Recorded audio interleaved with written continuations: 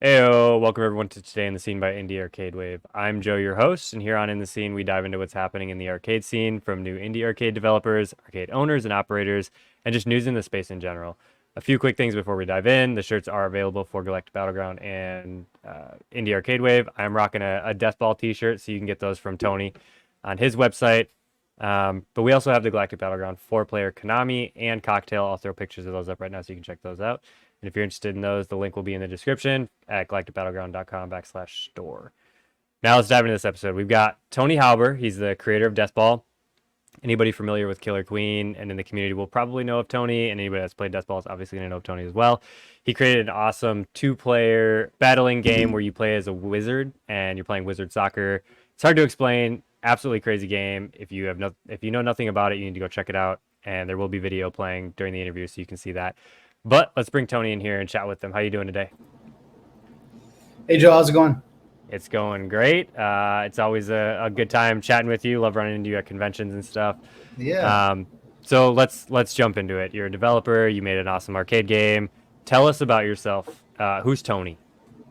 So got into software development in college, all because I wanted to get into game dev, but as college goes, got more practical. Did all my software, built up all my software development expertise, and then decided let's give game dev another try when I'm in my 30s now, and built a really popular game called DeathBall, which is arcading wizard soccer madness. If you, I guess sometimes the best way to describe it is through the inspiration that kind of drove it, which is kind of a mix between Killer Queen's one-button platforming and Rocket League's high action soccer gameplay. So, yeah, that's that was surprisingly 6 years ago now, and we're well into the production cycle of it, and here to chat about what the future of this wave of arcade looks like. Awesome, love it. Yeah, you kind of spoke briefly about what is Deathball and everything. Kind of walk us through how it got started. I mean, obviously you love Killer Queen. You were part of the Yeah. community. How did you go from this would be kind of fun to make to actually having it in a cabinet? So I guess the genesis for putting anything inside of an arcade cab came from playing Killer Queen inside in an arcade bar called Brewcade in San Francisco. Now it's called the Detour. Once I played that game, I just instantly knew there was something special about it. I started getting involved with people who wanted to set up a league for it. We got a league set up for it. We started playing, and I just made this huge group of friends. And it just occurred to me why arcades were so wildly popular, and that group of friends has only grown since then, and has been a huge propellant of DeathBall and DeathBall's success.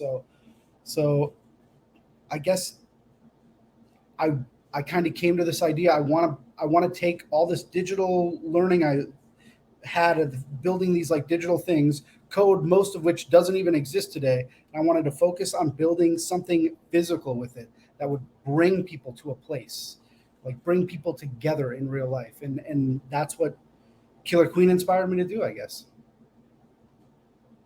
Yeah, I think the aspect of bringing people together is the biggest thing. That's one of the biggest reasons that we're developing for the arcade space. I mean, I've been watching a lot of arcade documentaries. I just watched Insert Coin Doc and Token Taverns, and there's another one that's on my list that Retro Ralph just recommended that I'm gonna have to watch. Um, but Yeah.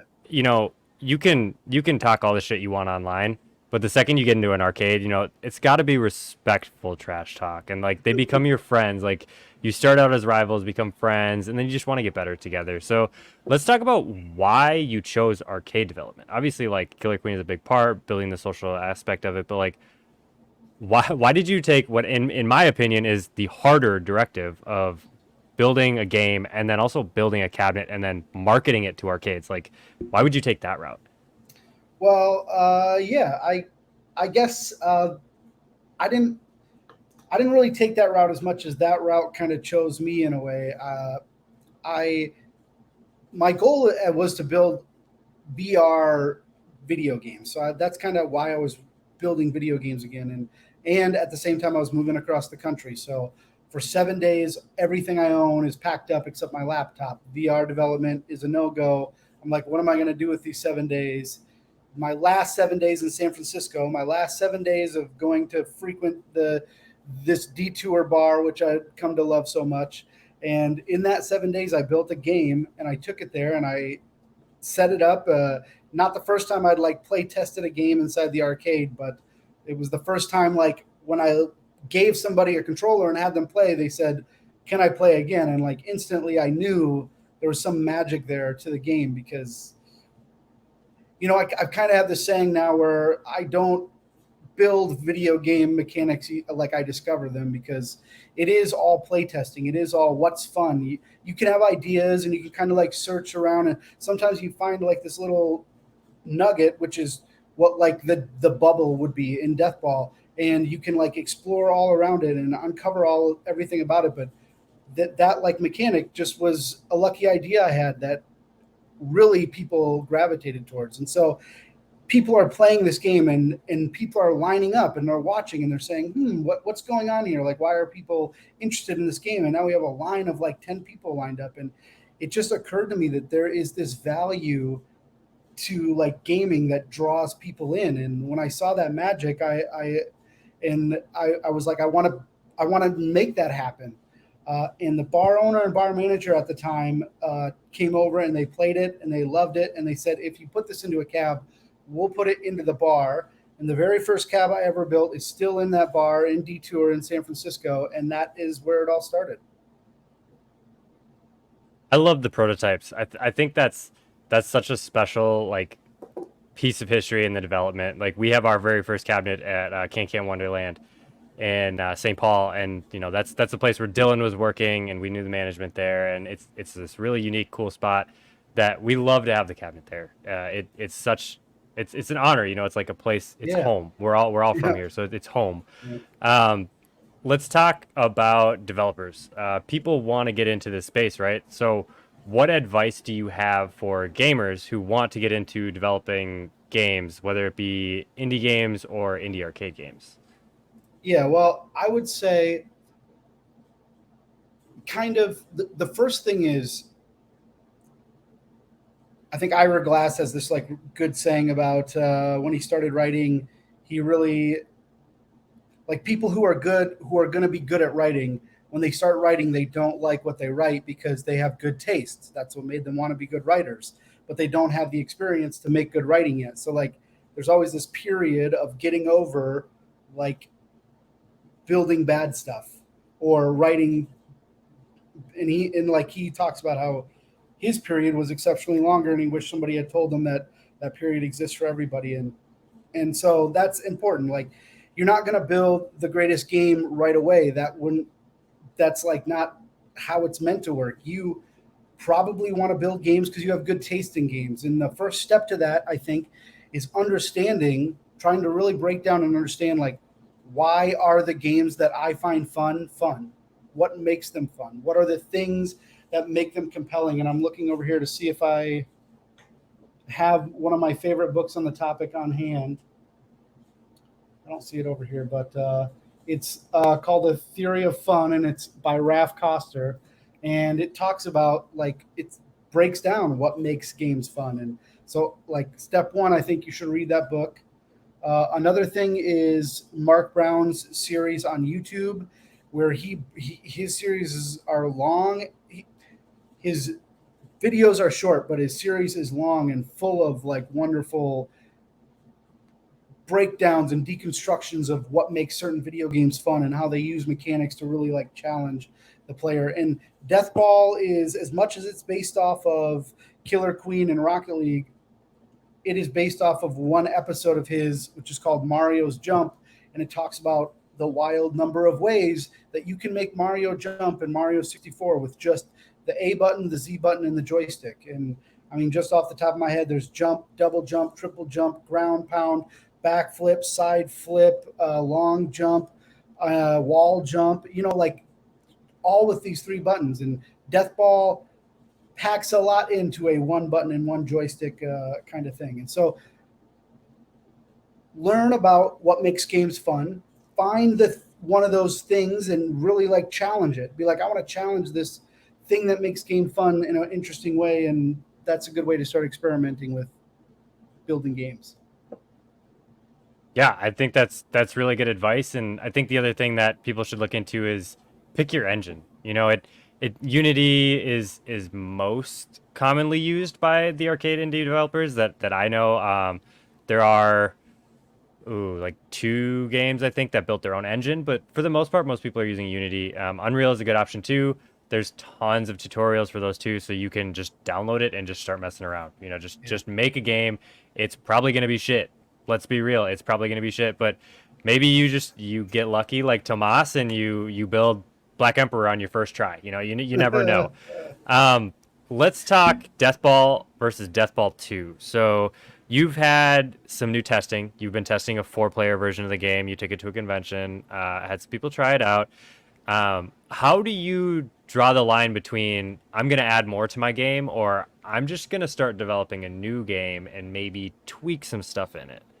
Yeah, I mean, so that's a big question we're asking ourselves at Deathball. And when I say that, I mean, I am the only Deathball employee, but I got a great group of playtesters that come together every Thursday to playtest new maps and new things, and a couple of people that like help me produce cabs and work behind the scenes. So they're also really good sounding boards for questions like this. And a big question is like, I've added maps and maps and maps. There's been kind of a dry spell. We're working on what we call season 3, which is launching very soon. But as I build new maps and build new features and like things like the ability to play ranked was a feature that came later in the development.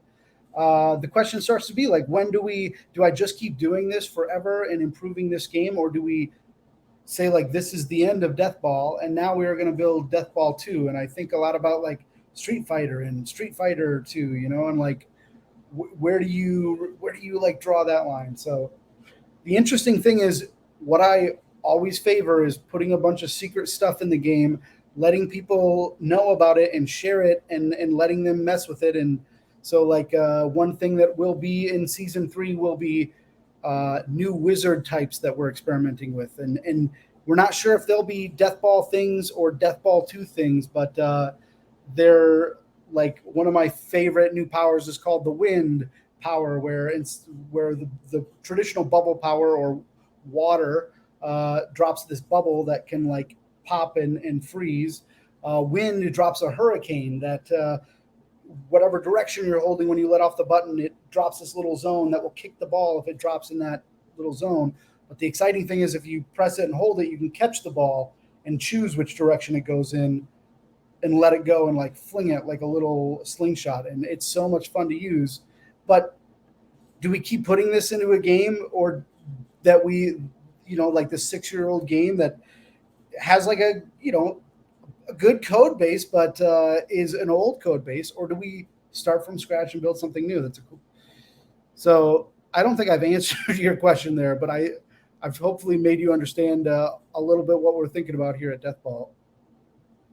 I feel like you did answer it. I mean, you mentioned like you've got these features, you've got these abilities, you've got different wizards, you've got different maps and all the stuff that you're continuously developing and you're creating seasons for the game, but you don't really know like when do you call at the end of the seasons and build a Yep. new game? Because you could, I think you could very easily build Deathball 2. I know that there'd be demand for it. I know that you could build a new cabinet, but I think the hardest question in my eyes is it 2-player or is it 4-player?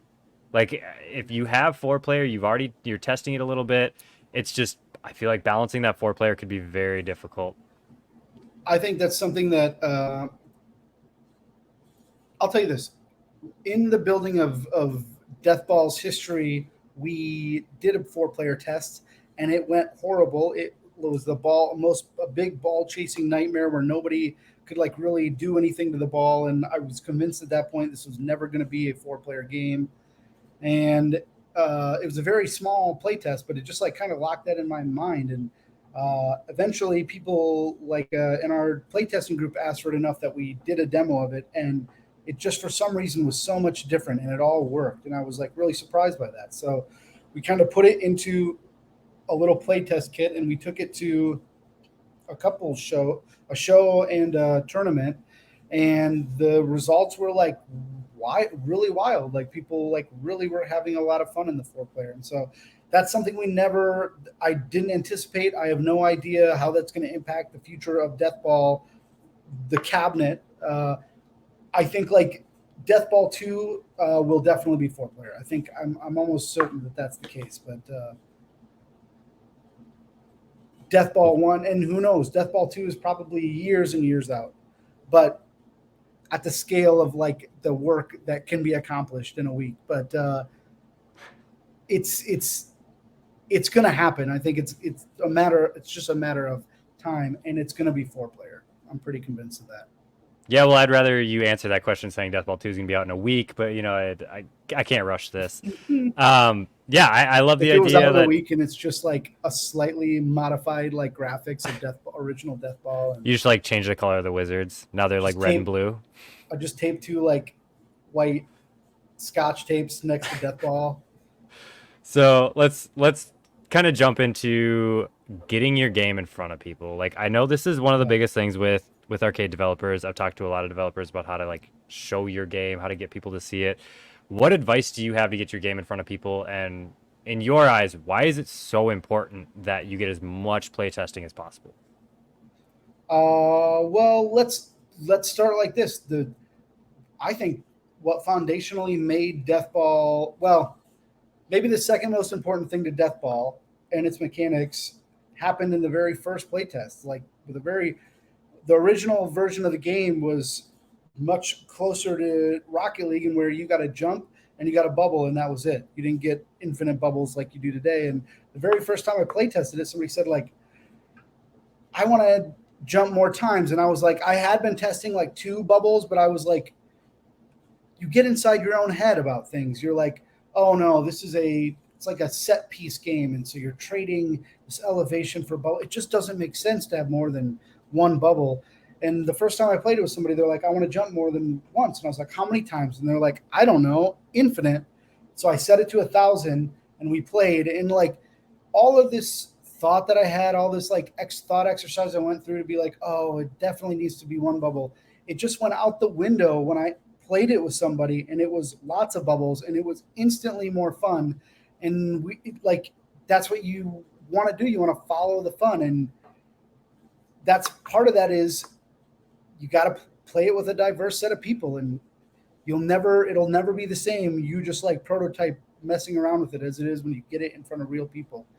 And so that is like one of the big victory stories of playtesting is it will like sometimes there's little things that can break the game wide open that people will see that you don't see right away. I thought that's interesting to me because I'd never played that version, obviously, and I love that you can just like get up and mash it. Has really, yeah. It's a button masher. It is a button. It's like I love it because like I'm terrible at fighting games because like I am a heart player. Like I just want to hit the button hard and fast and feel it, and I can't do that with those buttons. I'm sure that there definitely are people that can. But I'm a button masher at heart, and so I made a game that just has 1 button. You can mash it as much as you want, and that is the goal. Which makes sense with the way that you fly and Killer Queen and ledge guarding and all that stuff. You know, you're smashing that button constantly, so you'd be used to that. Yep. Let's talk about where you see the scene going. Like, where do you see the indie arcade scene going in the future, and what do you think needs to come to the scene for it to continue growing? The appetite for arcade isn't something that's going away. I mean,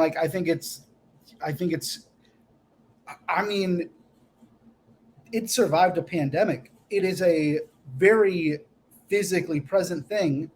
And this wave survived a pandemic, and I feel like it's come back. I feel like I'm at the same pressure of arcade as there was before the pandemic. And so like, I think that's because people are desperate for a place to come together where they get this modern feeling, where they get this modern attachment, which is these arcade games now that are hyper competitive and have that high touch, high speed action of like Rocket League is sitting in your living room playing alone, but you're playing with people and they're looking you in the face and they're not saying the worst things to you ever or about your mom, because people don't do that when they're standing at you and staring at your face and seeing you as a human. And so that's like I think that arcade will always grow, even if it has to happen in these waves, because it's this human touch to gaming that people long for. Yeah, I agree. I mean, I think the shoulder to shoulder of playing the games together, having that environment, it's nostalgic depending on obviously what you grew up with, your age. But I think it's becoming more nostalgic for even younger kids that are like, I've been playing these games forever. It's new. You know, it's weird to say it because like some of these games are from like the 70s and 80s, but it's new to people who Yep. didn't have it because it died out. And then really all you had was fighting games in like the early 2000s, and then that kind of died out too. And now we've got this resurgence with arcade bars. So I see the future as There's a growing, thirst for new content. right? And there's going to be this too. thirst exists. Yeah. It's you know, you can have Pac-Man, Donkey Kong, Galaga, and all those games in every arcade, but eventually people are going to want to try something new. So having this new content like us Galactic Battleground, DeathBall, Killer Queen, Switch and Shoot, Nidhogg 2, like all these different games, it's just something that you can add a little bit of spice to your individual arcade that's different from the other six in your area. You know, it gives you just something different, and I think that's really important. Um, And like just to add something to that, we uh, recently we did a shout out to our one of our leagues uh, in Jacksonville, Florida, at Keg yep, and Coin, yep. and they've been going since 2018, meeting every Tuesday to play deathball. This group of, I don't know, I want to say like 12 to 18, 20 people, uh, and like we were writing that post, and like, it almost made me like tear up a little bit. This thought that like I built something that these friends for 5 years now have made a habit of getting together and seeing each other and like knowing each other and competing, and so like I do think that's special. I mean, maybe that's certainly not isolated to just arcade games. Games bring people together, but like I think that was a very touching thing for me to think about, because you get kind of bogged down in it sometimes and you forget to like take a step back and be like, wow, for 5 years these people have found this cabinet to be their home. Well, and shout out that all those guys too, because I played against some of them in Fort Lauderdale when I went to, what is it, Hive City Classic now. Damn, they are really good. Like I played against you plenty of times, and they Yeah. just destroyed me. So Oh boy. there's some serious competition down there. Yikes. That's really all I had for you today, Tony. I appreciate you coming on here to, give advice to game developers, talk about Deathball 2, talk about the future of Deathball, things like that. Shout out your social media so people can follow you and just keep following the journey. Yep. We got Deathball Arcade everywhere. That's Twitter, Instagram, and Facebook.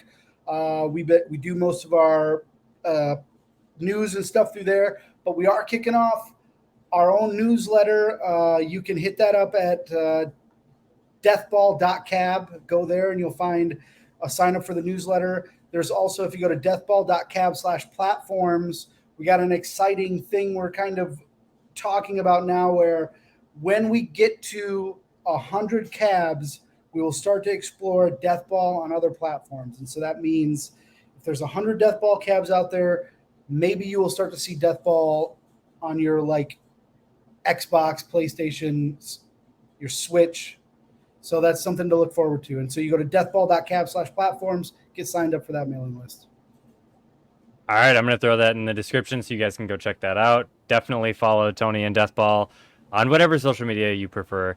And I want to say thank you again for Tony for coming on. It's always a pleasure to speak with you and just hang out. I'm sure we'll be at a convention together pretty soon here. Hopefully. If you're still watching, don't forget to like, share, and subscribe. It helps us a ton. The wave will continue to grow. We'll all ride it together. We'll keep focusing on showing these indie arcade games to the world and get them in more arcades. Don't forget about the new t-shirts for Indie Arcade Wave. We'll have a link in the description, and Galactic Battleground cabinets. But until next time, peace.